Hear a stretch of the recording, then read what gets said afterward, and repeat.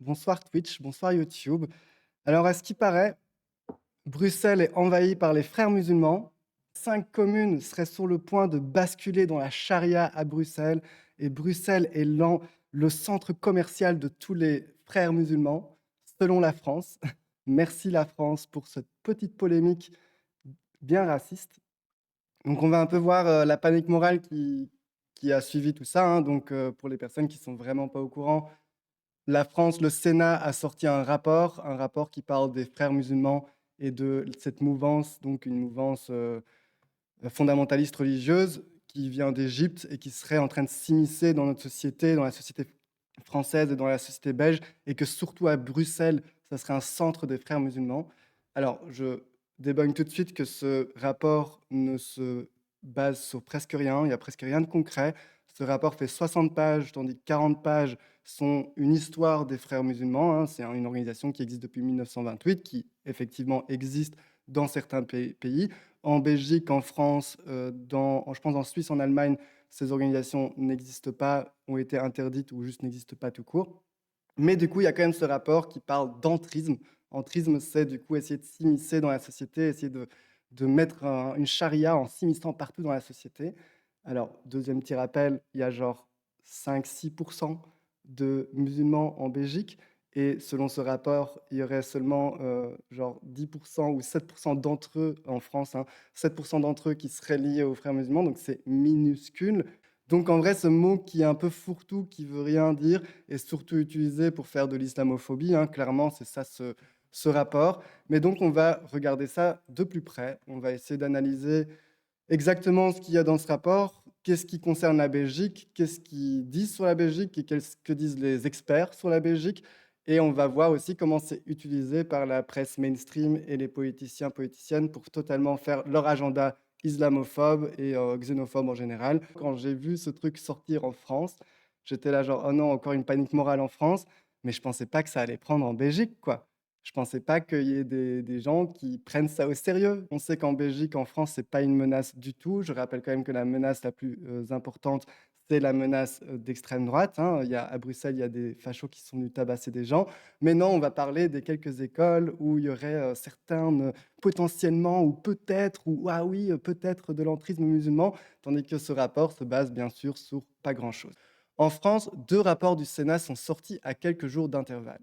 L'une détaille, preuve scientifique à l'appui, les pratiques de Nestlé Waters, accusé d'avoir dénaturé ses eaux minérales à l'insu de ses consommateurs. Le scandale met en cause non seulement l'industriel, mais également la responsabilité de l'État, qui a couvert les malversations de la multinationale. On y apprend la contamination fécale de l'eau Perrier, qui a conduit à la destruction de 2 millions de bouteilles l'année passée. En d'autres termes, on nous fait boire de la merde.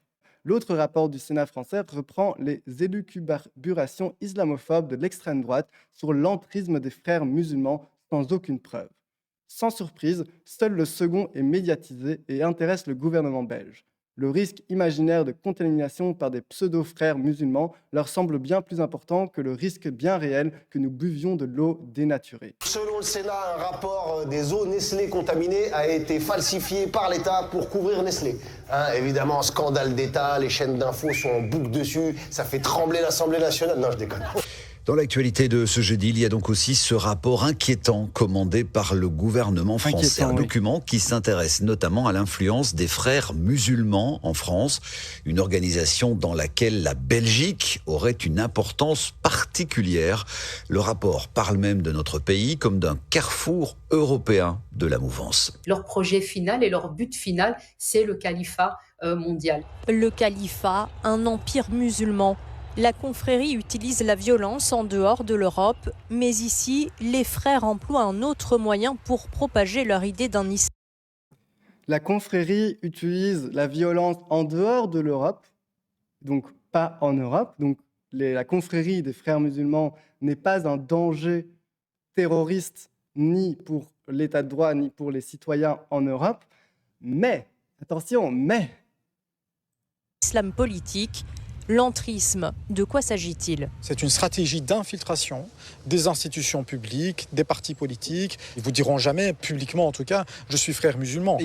Il ils sont partout, dans les campagnes, dans nos mairies, dans nos politiques. Les frères musulmans nous infiltrent. Et là, ce qu'il a dit aussi, regarde. L'entrisme, de quoi s'agit-il? C'est une stratégie d'infiltration des institutions publiques, des partis politiques. Ils vous diront jamais, publiquement en tout cas, je suis frère musulman. Il y a des...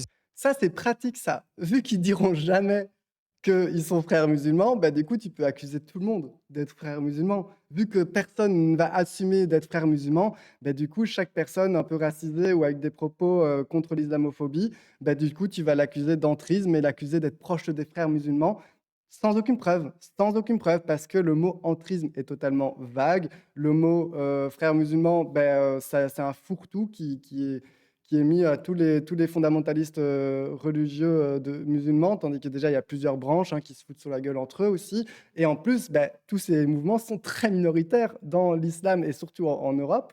Du coup, c'est totalement absurde et c'est pratique en fait. Oui, s'il y a personne qui se dit ouvertement frère musulman, ah mais quand même, je pense qu'ils mentent, c'est ça le musulman, ils mentent en fait.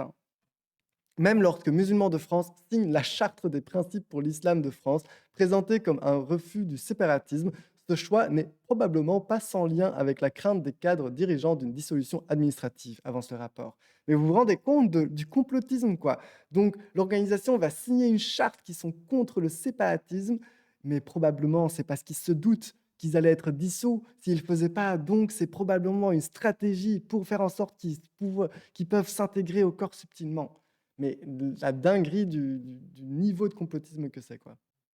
Des élus et des députés qui ont des proximités avec des personnes qui se trouvent dans la mouvance. Selon le rapport français sur les frères musulmans, 200 personnes sont concernées en Belgique. Les lieux infiltrés par la mouvance sont des... 200 personnes seraient potentiellement impliquées en Belgique. Donc, c'est un chiffre qui est probablement exagéré, parce qu'il n'y a aucune preuve à l'appui. Mais même si ce chiffre est réel, 200 personnes qui voudraient essayer de s'infiltrer dans les appareils politiques, bonne chance. Allez, et aussi, en plus, on parle de 600 000 musulmans en Belgique. Ce n'est pas 200 personnes qui sont le centre culturel des frères musulmans à Bruxelles, quoi. Genre, c'est totalement contradictoire, mais vu qu'ils utilisent des termes un peu qui sonnent dangereux, comme djihad mondial ou califat mondial, pardon, et des choses comme ça, tandis qu'on parle de 200 personnes en Belgique, quoi. C'est pas eux qui vont installer le califat à Bruxelles, quoi, ou même en Belgique, quoi. Oui, que totalement complotiste, il n'y a aucune preuve à l'appui qu'il y a effectivement des frères musulmans actifs en Belgique. Même le chiffre de 200, là, il est totalement arbitraire, il y a pas de preuve, quoi. Il y a pas de Quand tu regardes aussi la sécurité d'État, parce que ça existe, des bureaux de sécurité d'État en Belgique, du coup, les dangers terroristes ou les dangers à l'état de droit, tu as le terrorisme, je pense que c'est le terrorisme salafiste, donc ça n'a rien à voir avec les frères musulmans, c'est deux choses différentes. Le deuxième danger de la Belgique au niveau terroriste, c'est l'extrême droite. Et beaucoup plus fréquemment, beaucoup moins mortels parce qu'ils font moins de gros attentats, mais beaucoup plus fréquents. Et ce que je dois rappeler, qu'il y a l'extrême droite qui est venue débouler à Bruxelles pour tabasser des gens, tabasser des personnes racisées. Et ça, c'est pas un sujet médiatique. Là, on va rien dissoudre, on va rien attaquer, on va prendre aucune mesure. Mais des potentiels musulmans qui feraient des réunions non mixtes, là oui. Et là, du coup, ils vont parler des soi-disant organisations qui sont liées aux frères musulmans. La SBL, des mosquées, des partis politiques ou encore des universités. Voici les 4 associations. Carrément des partis politiques, tu vois. Donc, c'est des partis politiques entiers. On ne dit pas lesquels, on ne dit pas quelle mosquée, on ne dit pas quelle institution. Il y a de nouveau pas de preuves tangibles qu'on peut vérifier en tant que journaliste pour aller vérifier les informations de c'est quoi cette mosquée, c'est quoi cette école, c'est quoi ce parti politique qui serait en train de faire de l'entrisme musulman. J'en connais pas de parti politique qui fait de l'entrisme musulman. Pointé du doigt à Bruxelles. La Ligue des musulmans de Belgique, FEMISO, le collectif pour l'inclusion et contre l'islamophobie et la Fédération des organisations. Et oui, merci de rappeler, Barnab, 200, ça reste largement en dessous des fascistes infiltrés dans les différents niveaux politiques, armée, police, groupes sportifs en Belgique. Ouais, clairement, et même juste au nombre d'organisations fascistes avec des membres avérés, l'ultra-droite, elle est surveillée par les services de renseignement en Belgique et on connaît ces gens, on sait qui c'est, on sait leur nombre et c'est plus que 200 malheureusement. Et du coup, là, il y a des chiffres réels, des preuves tangibles, des enquêtes tangibles de journalistes ou de la sécurité d'État qui déjouent aussi des attentats de l'extrême droite. Je pense que c'était encore récent qu'il y avait des attentats déjoués par la sécurité d'État. Donc là, il y a une vraie menace quoi, dans l'extrême droite, pas des pseudo-frères musulmans. Et du coup, ici, vous voyez, ils donnent 4 organisations bruxelloises, parce que Bruxelles, c'est le centre de l'entrisme des frères musulmans. Et donc, ils donnent 4 organisations bruxelloises. Du coup, moi, je me suis dit, je vais regarder les sites de ces 4 organisations bruxelloises pour vérifier si ça a l'air d'être de l'entrisme. Une organisation qui donne la parole aux jeunes et aux jeunes personnes racisées en général qui veulent créer de l'unité, de la créativité, de la proactivité. Donc, il y a aussi Ligue des musulmans en Belgique. Donc, ça, c'est la Ligue des musulmans en Belgique. C'est des formations. Ça s'appelle comme ça maintenant, mais avant, ça s'appelait la Ligue des musulmans en Belgique. C'est des formations pour apprendre du coup la lecture du Coran, pour étudier la religion islamique.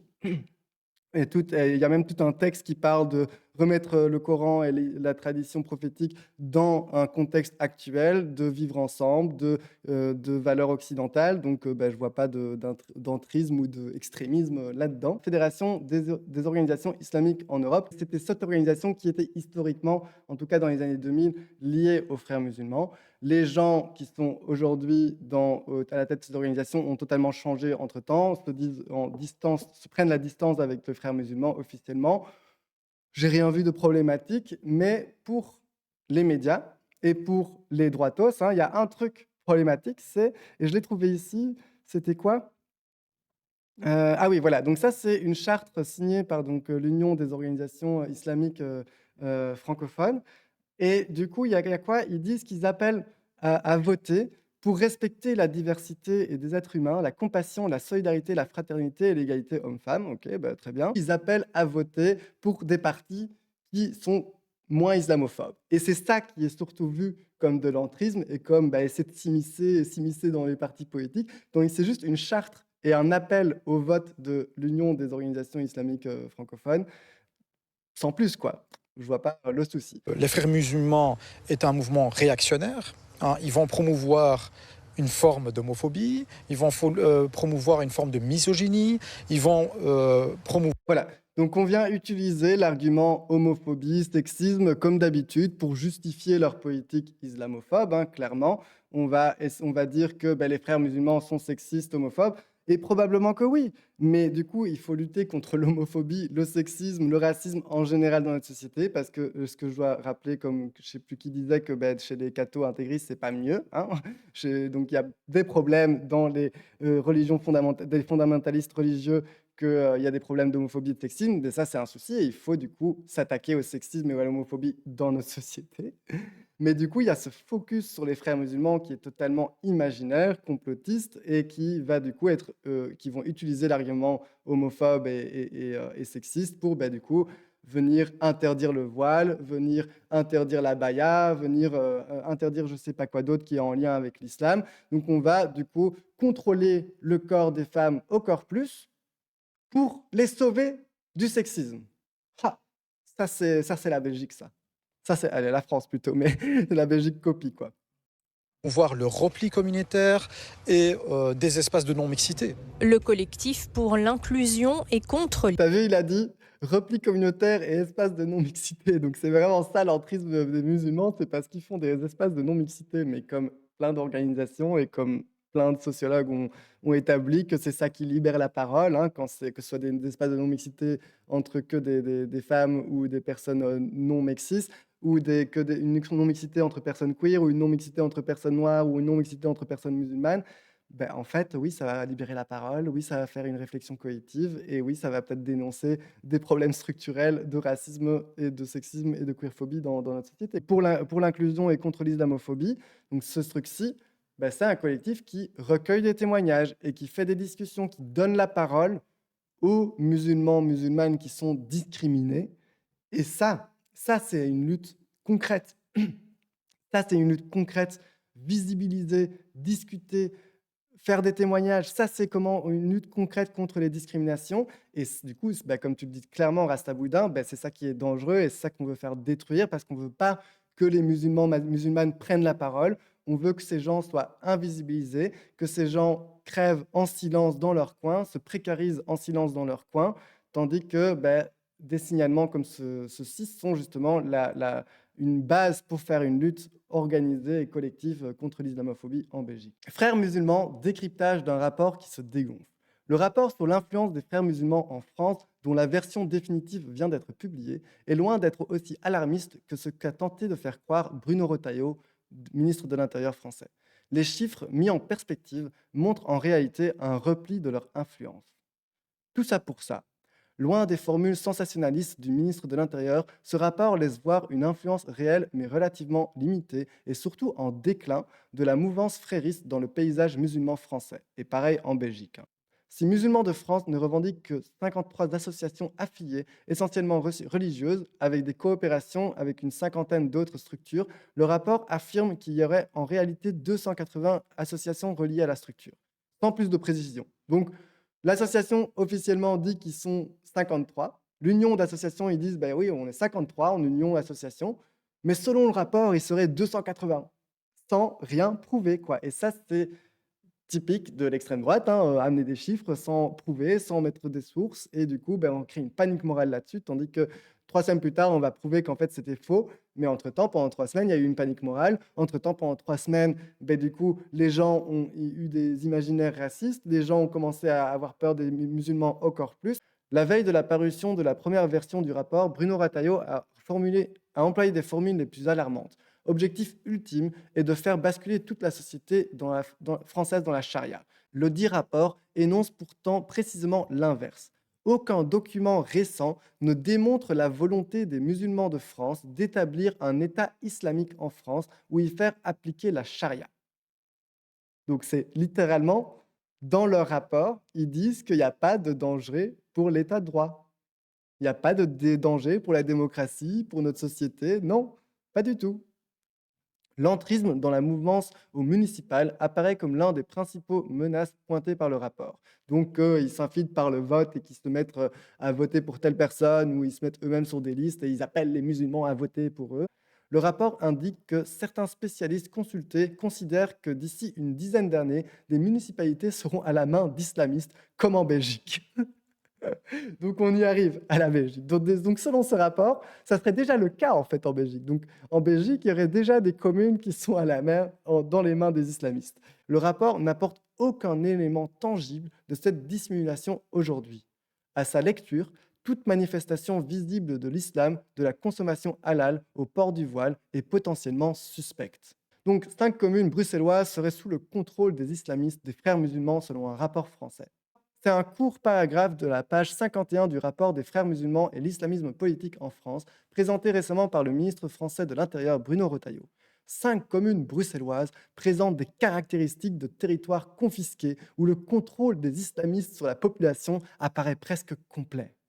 Mais qu'en pensent nos experts ? Demande la RTBF. Un rapport commandé par le gouvernement français évoque, l'espace d'un paragraphe de 5 lignes, la situation à Bruxelles. À l'en croire, certains spécialistes consultés considèrent que d'ici une dizaine d'années, certaines municipalités seront dans la main des islamistes, à l'image de la Belgique. En Belgique, où au moins 5 communes de l'agglomération bruxelloise, comme Saint-Josse ou Molenbeek, composées d'une écrasante majorité d'habitants d'origine étrangère, présentent des caractéristiques de territoires confisqués, où le contrôle des islamistes sur la population apparaît presque complet. Du complotisme. Que du complotisme, mais tout est faux, quoi. Parce que même d'une écrasante majorité d'origine étrangère, c'est même pas vrai. Saint-Josse et Molenbeek, oui, il y a beaucoup plus de personnes d'origine étrangère que dans d'autres communes en Belgique, mais c'est pas une écrasante majorité. Déjà, ça c'est faux.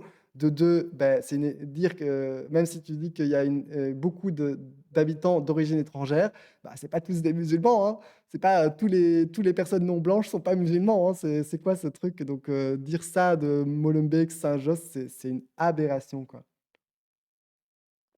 Ouais, c'est exactement la théorie du grand remplacement, quoi. Exactement ça, Romarin, t'as raison. C'est vraiment ça, quoi. Donc, selon le rapport français, Bruxelles, Saint-Josse et Molenbeek sont déjà grands remplacés. C'est la charia là. Ils disent quoi?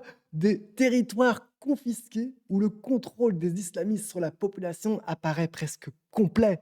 Mais what? Allez, genre, c'est ouf, quoi. Genre, mais il y a rien à Molenbeek ou à Saint-Josse, quoi. Il y a juste des petites écoles pour apprendre l'arabe, une petite école coranique et deux, trois associations qui luttent contre l'islamophobie, quoi. C'est ça votre contrôle des islamistes? Je rigole parce que c'est tellement ridicule, en fait. Et c'est pour ça que ce que je critique à la RTBF, même s'ils viennent le débunker, ben, en fait, je me pose la question si, en tant que journaliste, tu dois prendre ça au sérieux. Et pareil pour moi, hein, mais voilà, vu que tout le monde en parle, je pensais que c'était intéressant. Mais en tant que service public, est-ce que tu dois prendre ça au sérieux? Est-ce qu'ils n'auraient pas juste dû ne pas en parler et faire comme si, bah oui, c'est n'importe quoi, c'est faux. Michael Privot connaît bien les frères musulmans puisqu'il en a fait partie avant de prendre ses distances et de prôner désormais l'avènement d'un islam de lumière. Autant le rapport dit des choses très intéressantes, autant sur le coup là, l'analyse est complètement à côté de la plaque et en fait répercute certains éléments conspirationnistes qui sont poussés par un certain nombre de personnes dans notre pays qui ont un intérêt à essayer de de polariser la société. Il n'y a pas 5 communes qui sont sous le joug des islamistes. Donc ça, c'est un ancien frère musulman qui dit que le rapport français est totalement à côté de la plaque. Ben voilà, très bien. Tout le monde qui connaît un peu ces communes, à l'occasion de s'y balader, de rencontrer des gens ou de regarder les positions du conseil communal, se rend compte qu'on est très très loin d'une domination par les islamistes et qu'en fait, les personnes de confession musulmane dans ces communes répartissent leurs votes de manière très différenciée sur tous les partis en fonction de leurs intérêts de classe, de leurs intérêts personnels et de leurs projets de vie. Concernant les frères musulmans, poursuit Corinne Terekens, la Sûreté d'État elle-même livre une toute autre analyse. Elle estime qu'ils sont en perte d'influence, donc aussi en Belgique, ne sont pas un mouvement très problématique et qu'ils ne prônent pas la violence. C'est tout ce qu'il faut savoir, en fait. Elle estime qu'ils ne sont en perte d'influence, ne sont pas une mouvance problématique et ne prônent pas la violence. Ben voilà, pourquoi on en fait tout un plat? Ça vient aussi justifier des politiques racistes, parce que là, Ducarme, donc ministre wallon, qui veut dissoudre l'organisation des frères musulmans en Belgique, tandis que ça n'existe pas. Cette organisation n'existe pas en Belgique. Donc qu'est-ce qu'il va dissoudre? Qu'est-ce qu'il va dissoudre? David Clarinval, ministre de l'Intérieur, a donné quelques précisions. David Clarinval veut dissoudre, entre autres, Samidoun. Samidoun, qui est une organisation qui lutte pour la solidarité des prisonniers palestiniens. Ça n'a rien à voir avec les frères musulmans. Rien. Mais du coup, vu que c'est des musulmans, vu qu'ils sont soi-disant pro-Hamas, du coup, c'est lié aux frères musulmans et du coup, on va les dissoudre. Et du coup, aussi, les 4 organisations dont on a parlé là tantôt, hein, donc l'organisation qui lutte contre l'islamophobie, on va les dissoudre et tout ça. Donc, c'est très dangereux ce qui se passe. En fait, cette panique morale, même si la RTBF vient la débunker, vu que nos ministres au pouvoir le prennent au sérieux, ils vont marteler ces éléments de langage et marteler qu'il faut dissoudre du coup ces organisations. Et s'il n'y a pas une lutte de solidarité et une lutte de soutien à ces organisations, du coup, elles vont être dissoutes et il n'y aura plus de recueil d'écoute d'actes islamophobes en Belgique. Il n'y aura plus de témoignages de femmes voilées qui peuvent venir discuter dans ces organisations et il n'y aura plus de chiffres en fait, officiels de l'islamophobie en Belgique parce que tout sera effacé, que toute organisation qui fait ces rapports aura été dissoute, quoi. C'est vraiment effacer le problème, le rendre le plus invisible possible, comme ça tu sais taper dessus, les violenter leurs droits, tranquillement, en soum-soum, quoi. C'est ça le projet de Bernard Quentin, notre ministre de l'Intérieur belge. Aucun chiffre, aucune vérité, aucune enquête. Et que du coup, c'est totalement une manipulation, une instrumentalisation, une panique morale créée de toutes pièces pour justifier un agenda qui est islamophobe, fondamentalement. Parce que bien sûr, ça vient aussi avec l'actualité, hein, parce qu'il y a, je rappelle, Valérie Glatini, ministre de l'Éducation wallonne, qui veut interdire le port du voile dans les écoles. Il y a en Flandre, c'est déjà le cas, il y a 7 écoles maintenant qui sont en train de tester l'interdiction du voile dans les écoles. Donc on vient contrôler le corps des femmes sous prétexte de les protéger de l'islamisme, quoi. Et on va contrôler les filles à l'entrée de l'école, on va demander leur carte d'identité pour savoir si elles ont bien 18 ans pour pouvoir porter un voile. Non mais on est où là? C'est ouf. Nous, un groupe d'étudiants de Richtpunt Gent, Hennekai, donc une école à Gand, nous unissons pour nos droits. Celles d'entre nous qui portent le foulard sont aujourd'hui confrontées à un choix déchirant. leur diplôme ou leur foulard. Nous ne voulons pas être confrontés à ce choix, car nous avons tous et toutes le droit à l'éducation, sans ou avec foulard. Monsieur Kurt Moens, premier député de la province de Flandre orientale, est venu ce mardi 13 et mercredi 14 mai pour expliquer et défendre en faveur de nos enseignants la décision controversée du gouvernement provincial concernant l'interdiction du foulard qui entrera en vigueur le 1er septembre 2025. Nous, les étudiantes concernées, nous n'avons pas été entendus dans cette décision. Les écoles qui proposent les mêmes cours que notre école et autorisent le port du foulard sont déjà pleines et la procédure d'inscription est expirée. Monsieur Kurt Moens, en tant qu'ancien enseignant, en est conscient. Ce qui nous arrive actuellement nous frappe très durement. Commençons nos examens en toute sérénité et obtenons un diplôme. C'est pourquoi les élèves agissent contre l'interdiction du foulard ce lundi 26 mai en assistant au cours devant l'entrée de l'école Richtpuntchen de 8h30 à 13h30 car ils ne sont pas acceptés à l'école à l'intérieur. Mais du coup, c'est pas tout parce qu'il y a du coup l'utilisation de ces paniques morales islamophobes pour interdire le voile et d'autres choses, mais c'est aussi utilisé pour interdire certaines associations. Comme je disais, il y a le ministre de l'Intérieur, Bernard Quentin, qui veut dissoudre Samidoun et d'autres organisations, mais ce n'est pas tout. Il y a aussi une autre façon, si la dissolution n'est pas justifiée, qu'est-ce qu'on peut faire? C'est détruire les financements de ces organisations. Il y a des associations en Bruxelles qui sont dépendantes du gouvernement flamand, et donc elle a coupé les budgets d'organisations qui justement luttent contre l'islamophobie, qui font justement de la cohésion sociale, qui justement essayent de rassembler les gens de différents groupes et de différentes communautés pour créer du coup une vraie cohésion sociale. Et du coup ici il y a une analyse d'Apage qui vient dire que l'austérité raciste latente à Bruxelles met la NVA dos au mur. La ministre NVA Sietske van Achter réduit les subventions à 3 organisations bruxelloises qui œuvrent pour l'intégration et l'inclusion. Les partenaires de la coalition Vooruit et CD&V parlent d'une décision idéologique. Une organisation concernée les qualifie de racistes. L'annulation de cette subvention de projet pour Ciné Maximilian, qui n'a pas encore été annoncée, semble maintenant n'être que le précurseur d'une deuxième réduction idéologique de Sietske van Achter. Cette accusation émane non seulement de l'opposition de gauche, Groen et PvdA, mais aussi des partenaires de la coalition CD&V et Vooruit. C'est Benjamin Dalle, donc le précédent ministre des Médias, qui, au Conseil de la Commission communautaire flamande à Bruxelles, a fait une déclaration sans réserve et dure à l'encontre de son successeur. Une semaine plus tôt, elle avait presque fait semblant d'annoncer qu'elle supprimerait les subventions à 2 organisations bruxelloises. L'une des organisations concernées est QUMBA, qui travaille avec la communauté centrafricaine à Bruxelles. L'association à but non lucratif, qui opère en néerlandais, propose des cours de Swahili et de Lingala, des ateliers dans les écoles et au musée de l'Afrique de Tervuren, ainsi que des promenades guidées dans le quartier de Matongué. Les 140 000 € qu'elle a reçus de la communauté flamande seront donc annulés. Studio Globo voit également sa subvention de 149 000 € réduite. Cette organisation offre des incitations aux jeunes scolarisés pour qu'ils développent une attitude ouverte et respectueuse envers les personnes d'autres cultures.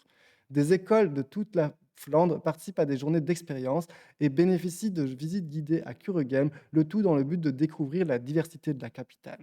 Donc tout ça, on va enlever les subsides, tandis que même si ce rapport sur les frères musulmans serait réel, ça serait justement ce genre d'organisation qui font en sorte qu'il y ait de la cohésion sociale et qu'il n'y ait pas de l'exclusion et du communautarisme. En fait, s'il y a des associations spécifiques de telle ou telle communauté qui justement revalorisent leur culture, qui redonnent des cours de Swahili ou de lecture du Coran, c'est hyper positif parce que tu as un contrôle de l'État dessus. Donc, si tu es vraiment dans un truc de tu veux contrôler tout ce que fait, ces organisations font que les cours de Coran, les cours de langue sont contrôlés par des associations, ce qui du coup amène un contrôle. Mais en plus de ça, c'est ce qui va créer la cohésion sociale, ce qui va faire des rencontres, ce qui va créer une vraie vie de quartier, ce qui va créer aussi que des gens se sentent mieux en Belgique, se sentent mieux dans notre système, peuvent s'intégrer plus facilement, peuvent travailler du coup, peuvent contribuer à la société. Donc même dans des arguments libéraux, en fait, tu pourrais